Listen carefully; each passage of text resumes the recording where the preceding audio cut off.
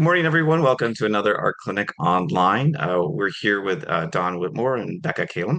We're so excited before we get into the talk today, I want to just remind everyone that next Friday, this is August 1st, 2025, for those of you who are watching kind of in real time, the first ever Art Clinic Online group show, or I think it's called The Art of the Art Clinic Online, which is a tongue twister. But we'll be exhibiting at Glen Echo Park in the Popcorn Gallery. And this is a 2 month long exhibition, which is super exciting for us and ample time for all of our viewers to come and check it out on the weekends in particular. It's open, the gallery is open Saturdays and Sundays from 12 to 6 p.m. Each and every Saturday and Sunday. And then if you need to see it during the week and I'm there, you can come find me in the Stone Tower second floor and I can let you into the gallery as well. But there's some incredible talent. All the artists that we've been showcasing here at the Art Clinic Online will have their first ever in-person kind of collaboration together, which is really cool to see. Paintings next to illustrations, next to sculptures, next to installation art. There's some really, really fun stuff that's being dropped off already, and I'm really excited for this exhibition. So if you want to join the opening reception this Friday or August 1st, 6 to 8 p.m. is our opening reception. So great chance to meet a lot of these artists in person. Hopefully it'll be a big party where all the artists become best friends and then the whole purpose of this comes together, which is our whole design, right, Mariana? Yeah. But to introduce our artist today, we have Dawn Whitmore, our host and past ACO presenter. I got to see her piece that she dropped off for the show, and it's fabulous. So Dawn has had such a great talk. Oh gosh, when was it? My timing frame is all mixed up. Somewhere in the I don't past art remember clinic. the year. I'm I not have to go sure look at my either. archives. But I encourage you to go take a look at her artist talk after Becca speaks today, and get it caught up on all of her work, which is just absolutely imaginative and so incredibly beautiful. So, without further ado, I will pass the torch to Dawn. Good morning, everyone. Thank you so much, Jordan and Mariana, for having me to host Becca, who I couldn't be more thrilled to host. I have loved Becca's work and been drawn to it for a really, really long time. We met back in 2013, and we are both resident artists at the Arlington Art Center, now MoCA. We shared a large group studio. Um, and like I said, I've always been really drawn to Becca's approach to art and her work. When we were studio mates, her ease and lightness with paint and playing with material was super inspiring. I always think of her work as approaching with both an openness and a seriousness. And that was really important to me to be surrounded with and to be a part of when I first moved into AAC. I was just like, man, it's so cool. She's like such a great painter, but she just has so much fun with it. And I think a lot of the fun and that lightness comes through in the work that we'll see today. Um, Becca has an MFA in painting from the University of New Hampshire with a BA in art and Spanish from the College of William and Mary. Her work has been exhibited at various galleries, including the Arlington Art Center, Hillyer Art Space, the DC Center for the LGBT Community, and the Bowery Gallery in New York. She has had residencies at the Arlington Art Center, the Vermont Studio Center, the Virginia Center for Creative Arts, the Chautauqua Institute, and a Fulbright Fellowship in Madrid, Spain. She is currently an art teacher at the Potomac School in Virginia. And I pass it over to you, Becca. Thank Oh, you so much for being here this morning. thank you, Dawn. Thank you so much for that wonderful introduction and for inviting me to share today. Um, I'm really excited to be here.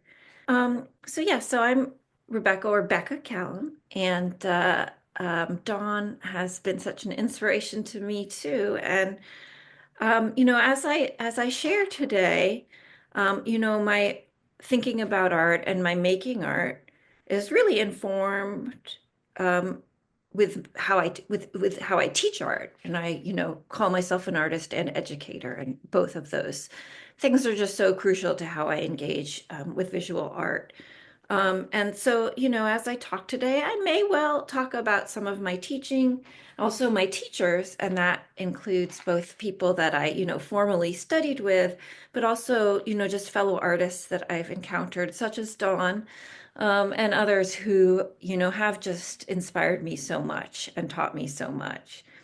So I grew up in Northern Virginia in the DC area, and I feel really lucky because I was exposed to so much incredible art from a very young age, and my parents were very encouraging. They tell me how I would just sit in my room and like color with crayons for hours on end, just contentedly.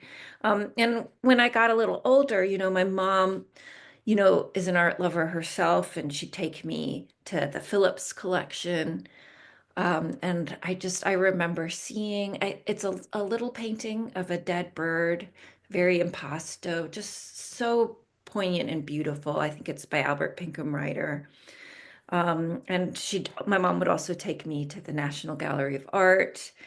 And I especially remember being drawn to the colors and just everything about um, the St. George and the Dragon painting by Raphael there, as well as these handful of Sienese paintings that were just fascinating. And so I guess what I'm trying to say is from a pretty young age, I had this really strong feeling that art was so beautiful, but also really like serious and important in this kind of big existential way. And so when I started grad school, I made this tiny little panel painting.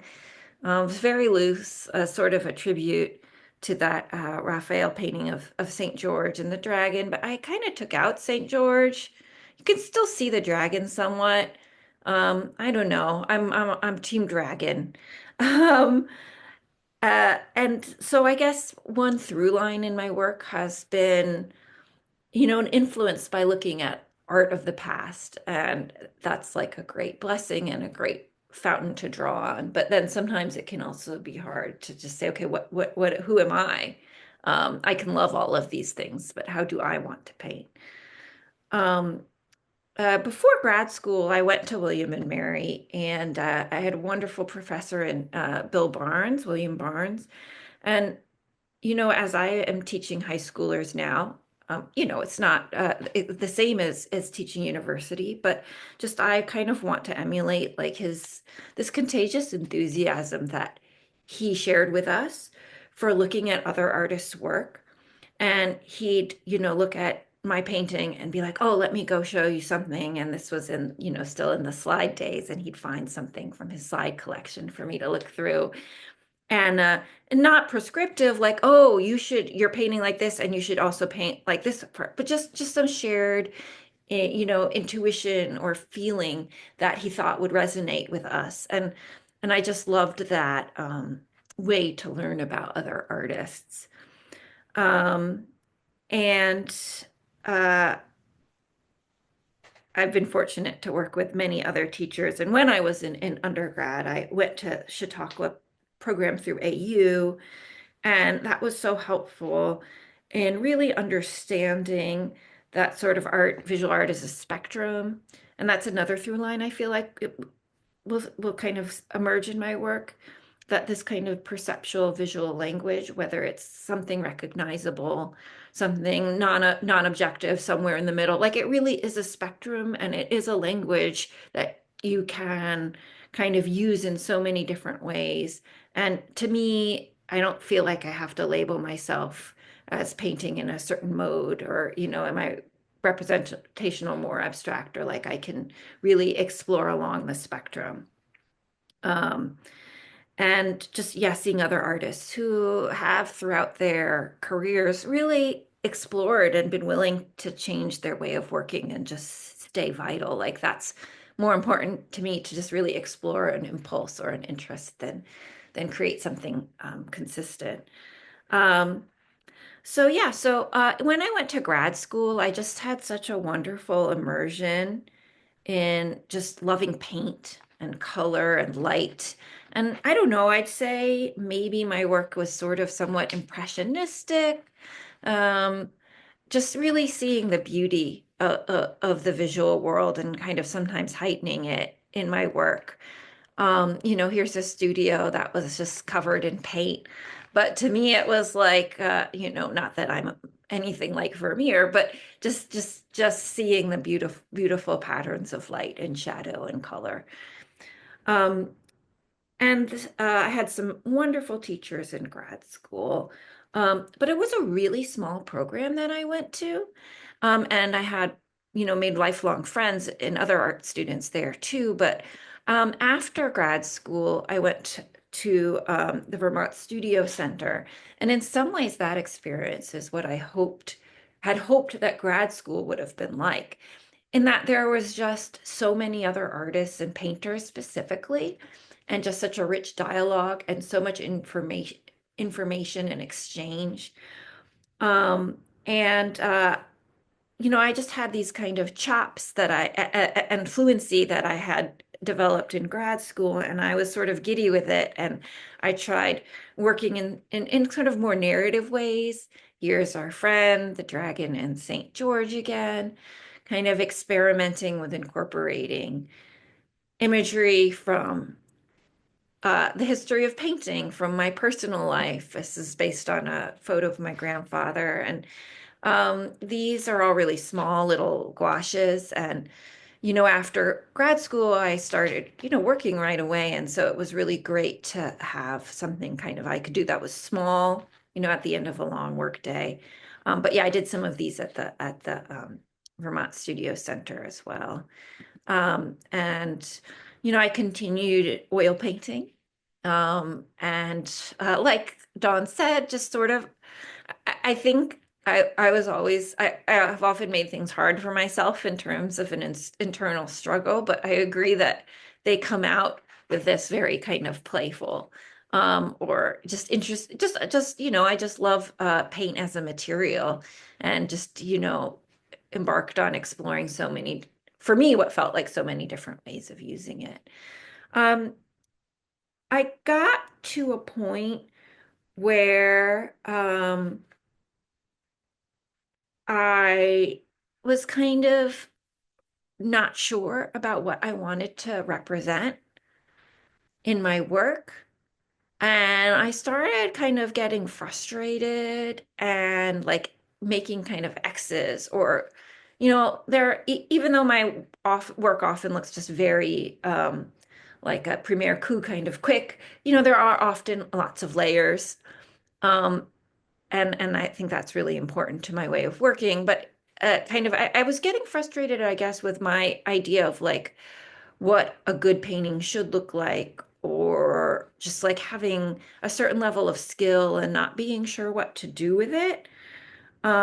And at the same time, I started teaching like K-5 in art classes at an elementary school.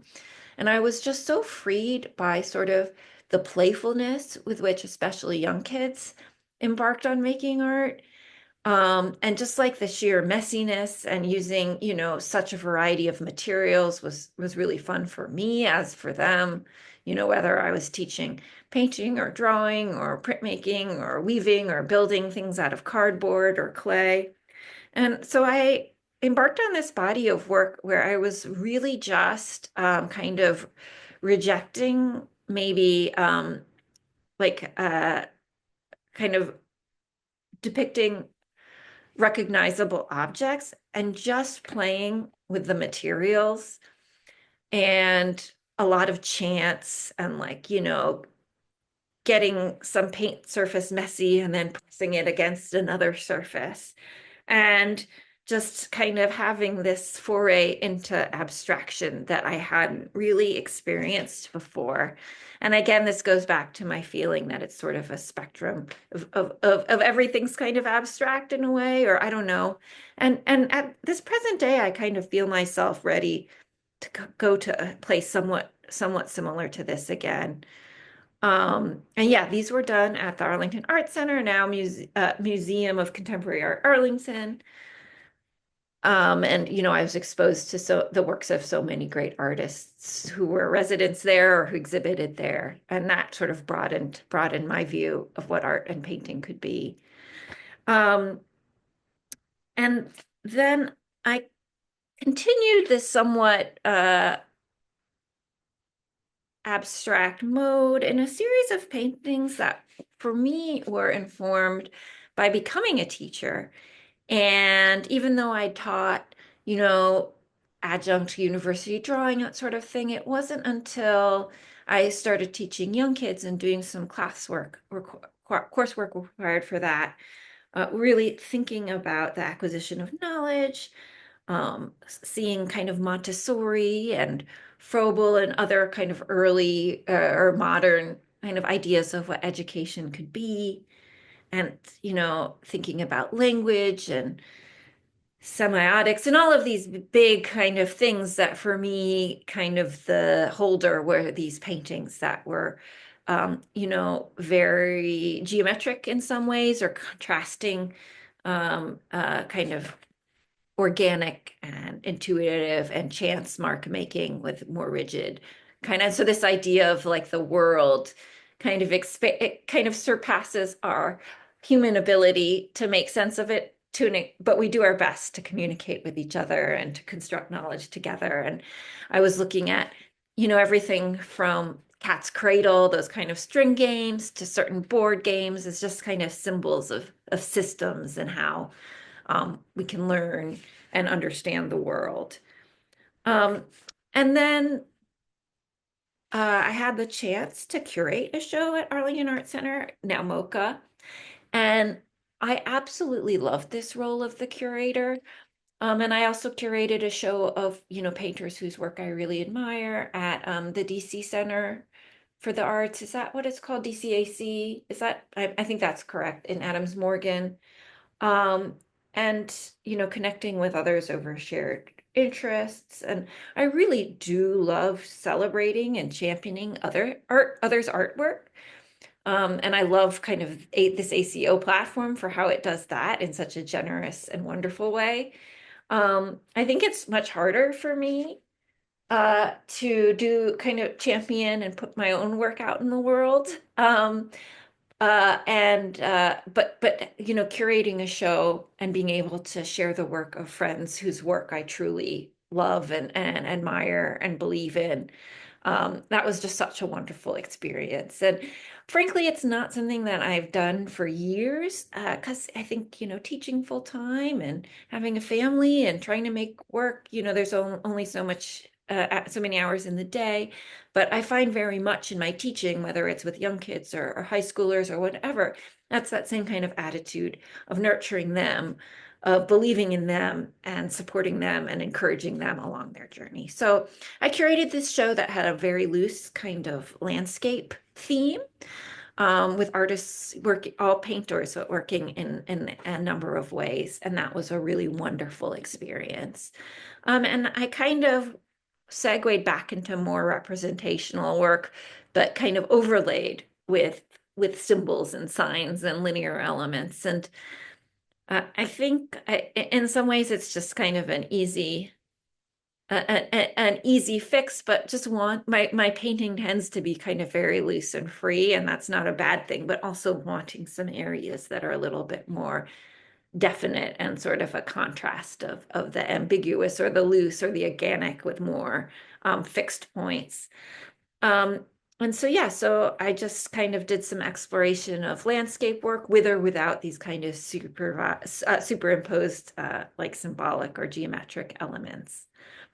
Um, and let's see, after leaving the Museum of Contemporary Art, Arlington, my residency, and just setting up a home studio, which is where I am now, I've just continued to play. And I think experimenting with past motifs, trying new things. I did these series of works that I called apparitions, and they're really, I don't know how connected they are, but for me, it was just like not taking a lot of time to think about what I was going to paint and just doing it, because busy life doesn't always afford you a lot of time to plan and think. Um, uh, and just, yeah, kind of continuing to experiment with this idea of looseness and ambiguity, as well as kind of more legible elements. And here are, again, we kind of see this really uh, obvious influence of the history of art.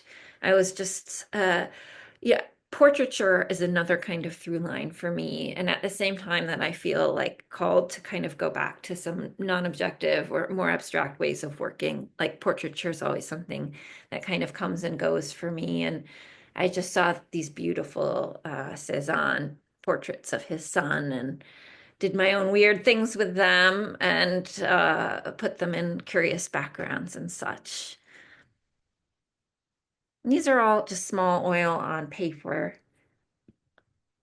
Um, and then I did a whole series of paintings of moths, and I was really excited to share these or show these at one of the campus galleries of Northern Virginia Community College.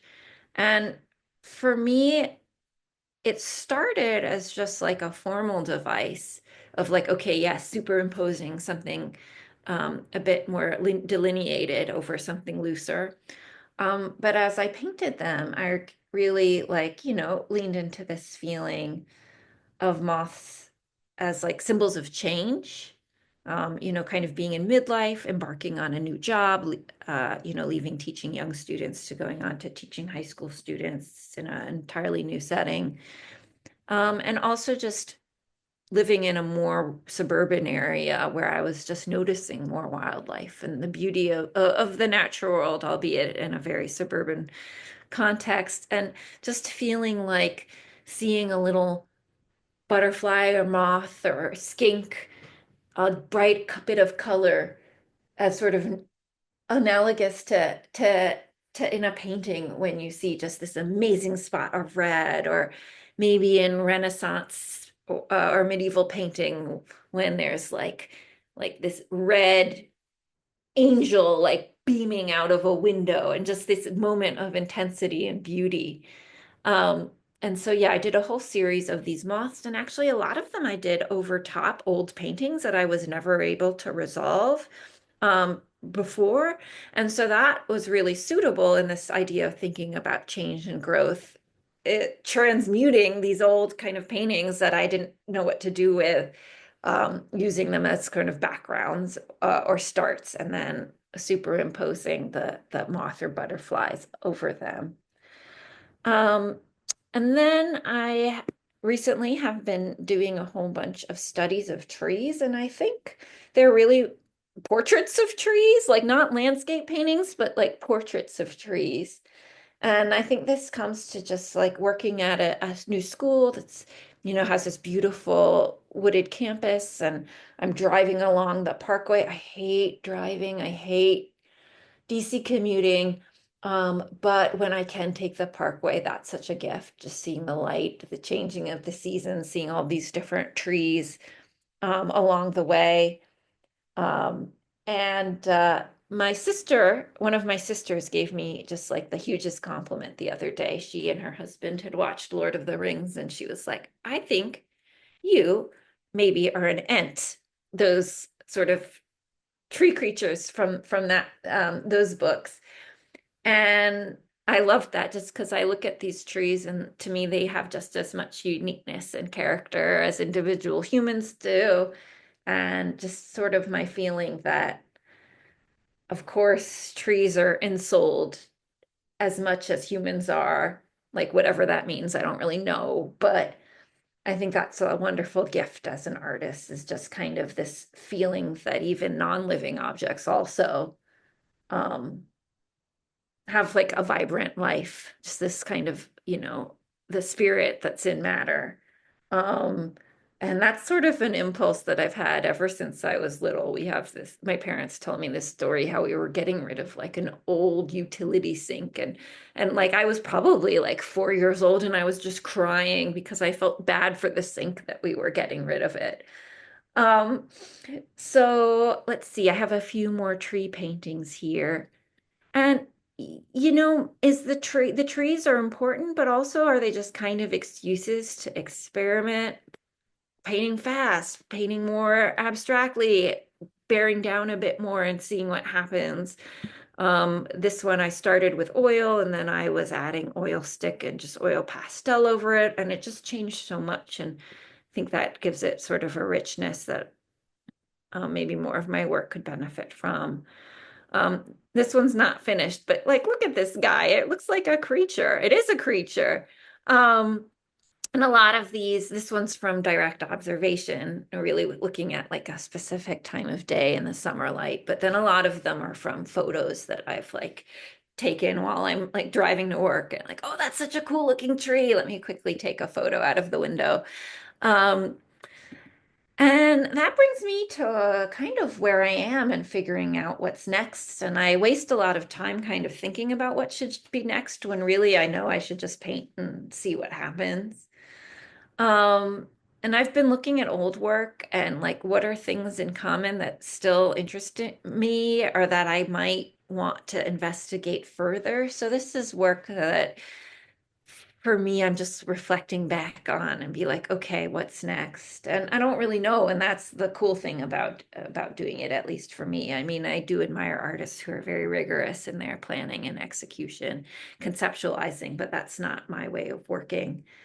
Um, I can't figure this out, but like I want to incorporate more chance, but also like imposing external systems or like some kind of structure and analysis. And how can I make art that's like more complex, but also simpler in how all of the parts relate to the whole to create something unified. And that's one thing I love about portraiture, whether it's like a portrait of a tree or a dog or a human, that, there's all of these complexities, or like the facets of a mountain face. There's all of these nuances and complexities, but they're united in this one being or entity um, in such a beautiful way.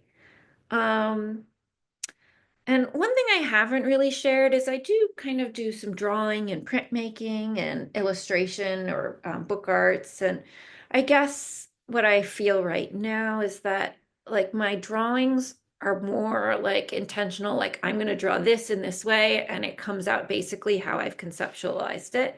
Whereas the paintings are so much more open-ended and kind of tell me what they want as they go along. Um, and one thing that I've really enjoyed about teaching, especially as I embark on teaching slightly older students, is, thinking about my teachers and how I want to be the kind of teacher um, that guides my students in building skills, but also really kind of figuring out what feels genuine and true to them. And my hope is that in coaching them, I'm also learning how to kind of better coach myself as well. Um, and kind of find myself saying things to my students that are like, oh, that's really good advice that you to yourself should follow, do as I say, not as I do, or something like that. Um, so yeah, I feel like I'm at a really interesting point. Um, and I'd love it if anyone has any questions or anything that you'd like me to elaborate on. Actually, kind of in line with the idea of teaching and kind of teaching yourself as you're Yeah. becoming or as you are a teacher, I think that's very suitable for a vast majority of art instructors I know, myself included.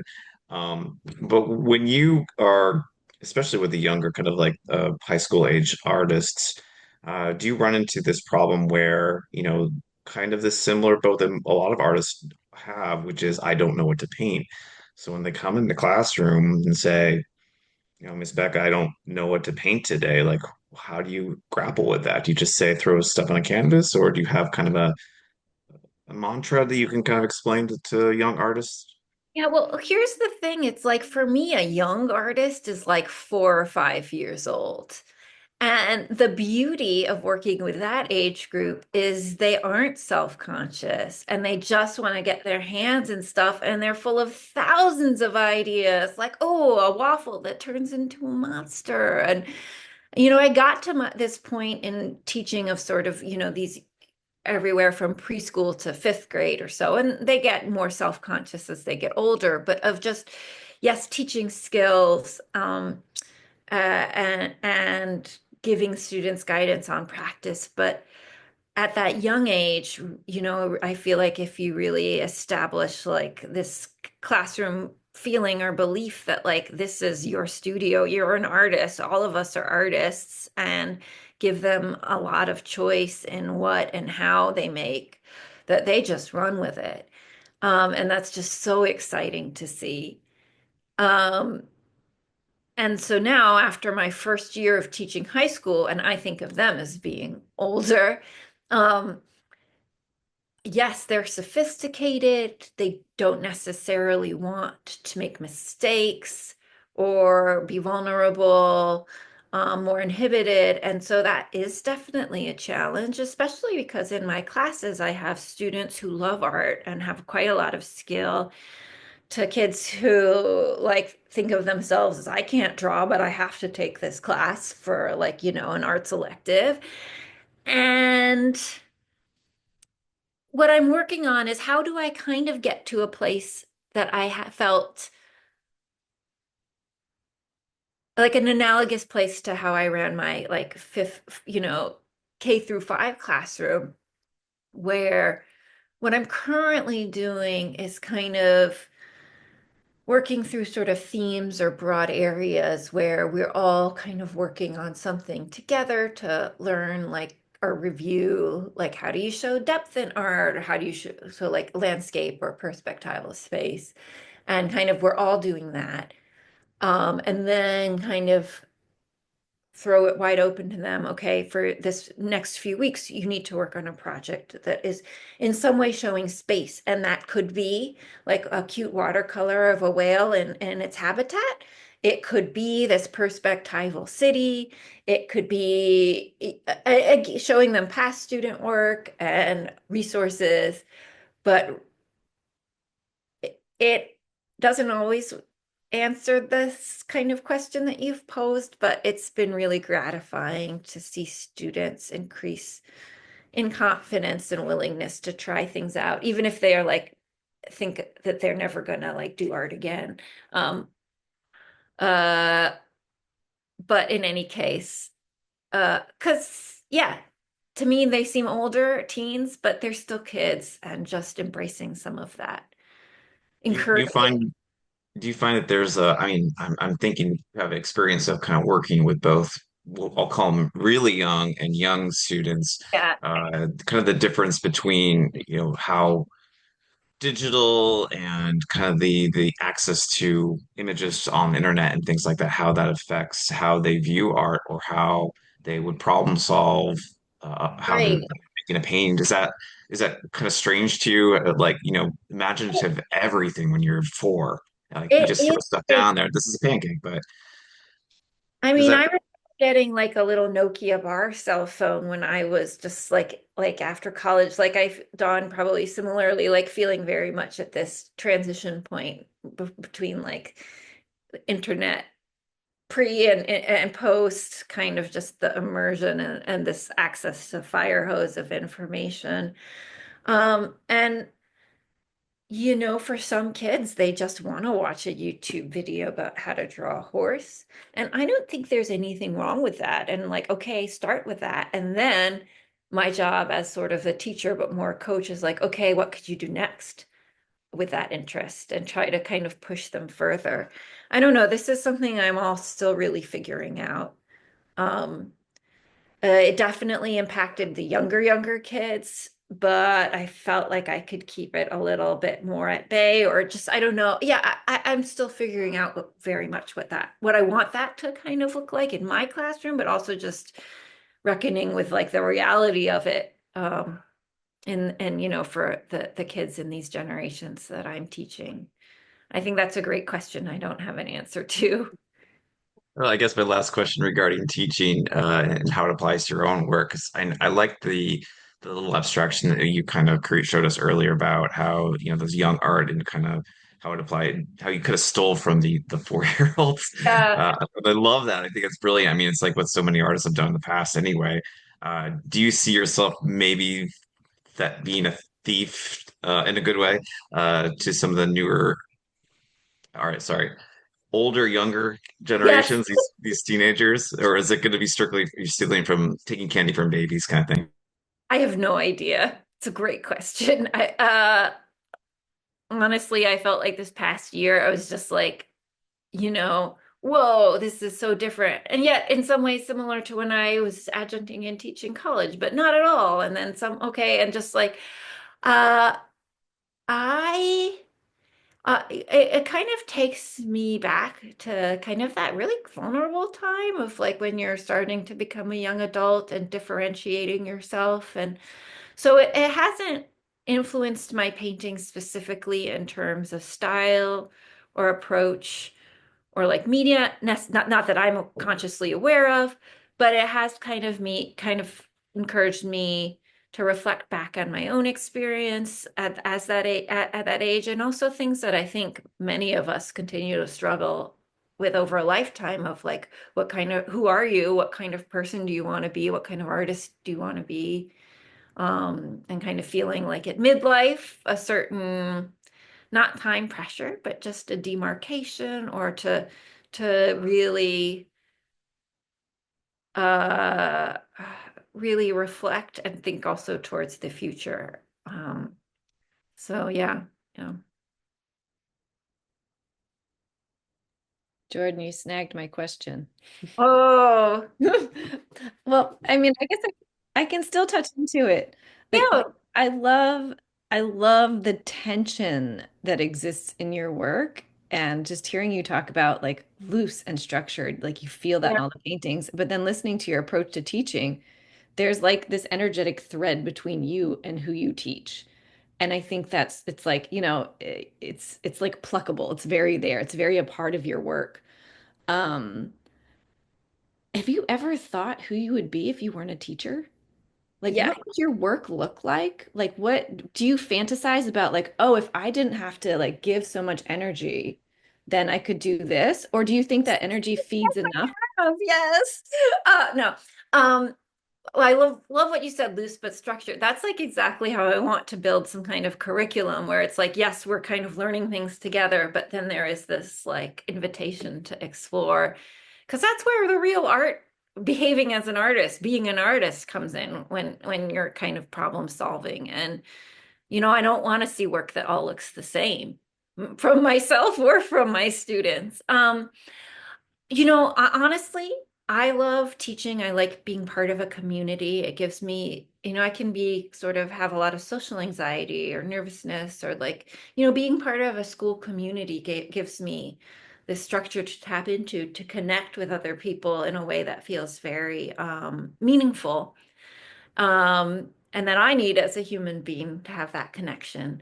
But I've often said, if only I could teach less and have a bit more time for just being and art making. Like that would be, I think, some kind of ideal for me. Like wouldn't want to stop teaching. I would just want it to be less of a full-time endeavor so that I'd have more time for my own art making. Um, and there have been parts of time where I feel like I've gotten a taste of that, whether it's summer where I can just preserve big chunks of time for painting, going on some kind of artist retreat or residency, and just building up a certain kind of momentum that I find you just can't really do when so much of your work week is just completely full. That said, there are kind of rich inputs and learnings that I can get from my teaching experience that I can bring to my art making. And I'm heartened by reading about, folks like Alma Thomas, who, not to say I'm anything like her, but who like taught for their whole lives and then had this amazing fluorescence of their own art making in their older years, and they'd given so much to others through teaching, and then were able to give so much to the world through their own art making. I think I would want to paint bigger. I just don't, because I am always going to love painting small, but I haven't been painting bigger largely because of just feeling of time constraints, and that it's more worthwhile right now to kind of make more work, more variations on themes quickly and small to kind of figure out um, what's next than kind of committing to just like one much larger scale piece.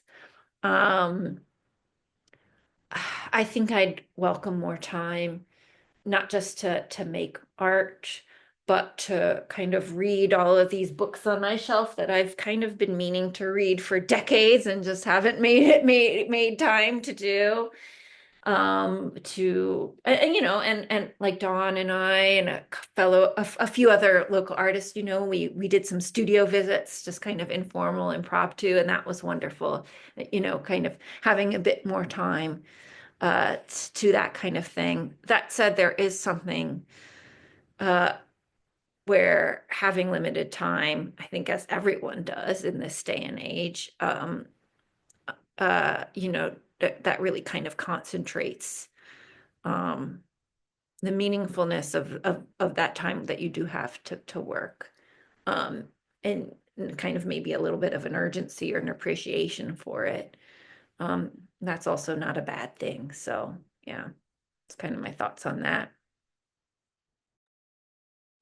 Becca, do you remember when, I mean, was it going back to like your being influenced by Barnes and so forth, like the idea of using other artists or using art history, how to kind of use that as a springboard for work? Like, do you remember where that kind of clicked? And also, like, who are you looking at, like, to kind of move your work forward, specifically now or even back then a little bit?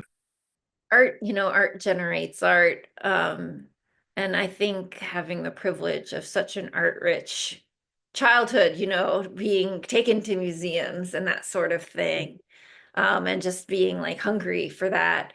Um, you know, there was always that impulse, or, you know, like, you know, we do, when I was at Chautauqua, I got to work with, you know, Stanley Lewis and Barbara Grossman and all these amazing kind of teachers, sort of loosely affiliated with, well, or affiliated either with like the New York Studio School or, you know, kind of this particular lineage of teaching, and like doing studies from quote unquote masterworks and compositions, and looking at art um, as sort of a jumping off point.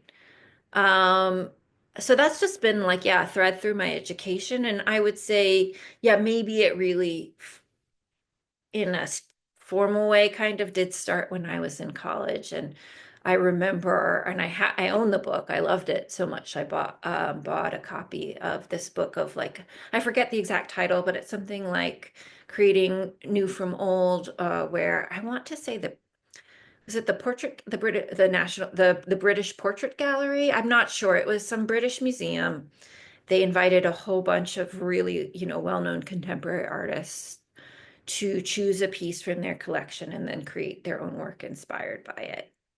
And that would be like Anthony Caro making a sculpture from a paint from a Renaissance paint, you know, like it very this idea of transcription or translation, it not being a copy, but just being an inspiration.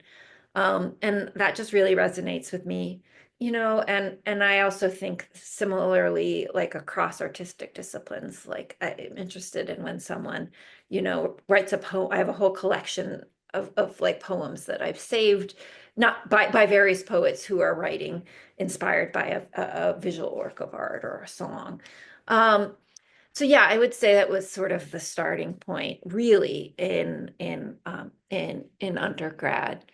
Um, and I just love art history, and I love so many artists, and I think that's wonderful. Like I'm like a little bee that will see, ooh, that flower is beautiful. Look at that. Ooh, there's pollen over there too. Like, you know, I was just in New York, and I was so interested to see the Jack Whitten show, um, his bodies of work and how they were inspired by so many different interests and lived experiences.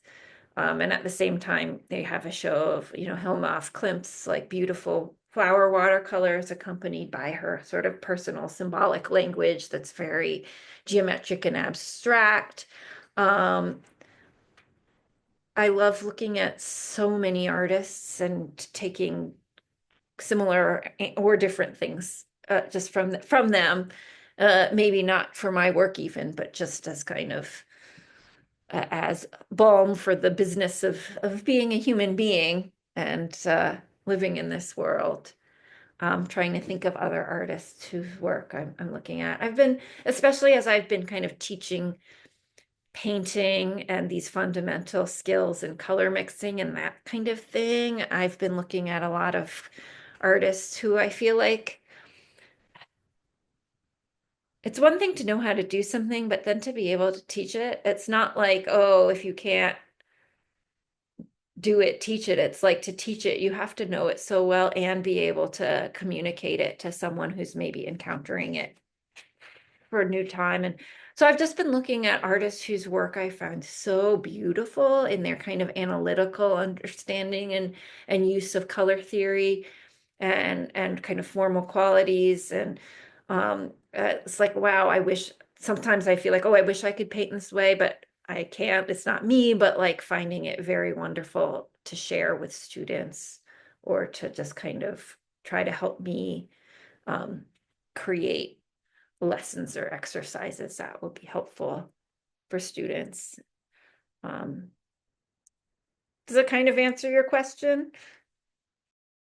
Yeah, totally. The follow-up question would be, and this is something I've experienced, like if you almost embed yourself too much in an artist, do you find that you kind of go too far to that kind of approach or style or ideas where you almost kind of lose yourself? Because I've definitely found myself in that situation before, both as a teacher, even when I was teaching a series of on Gauguin, Cézanne, and Van Gogh all at once. I was starting to go, oh gosh, now my colors are starting to change, and it wasn't who I wanted to be.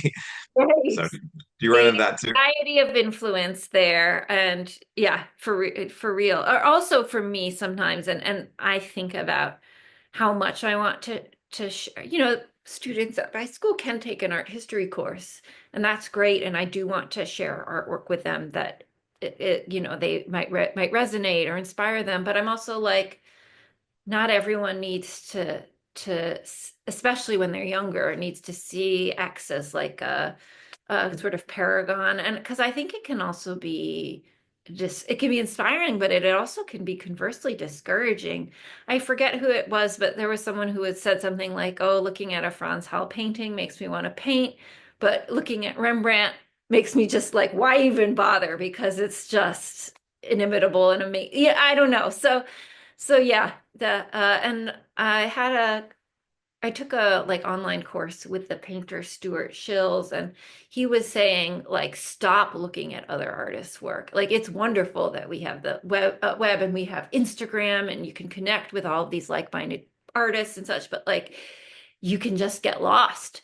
And so his advice really that resonated with me, that advice to just take a break and just do your own thing in your own little sanctum sanctorum sacred space of your studio. Um, so that I think there's something to be said for that. Yeah. Well, this has been awesome. It's really nice to talk to a fellow educator and kind of have affirmation for all the things I deal with as a teacher and artist as well. I identify with 90% of what you've talked about today. So this is great. I love your paintings too. They're just fabulous. Just such a visceral texture that it's in every one of them. I'd say like you're just your brush strokes are always very very there, very present, and I can see the through line of just how you apply materials.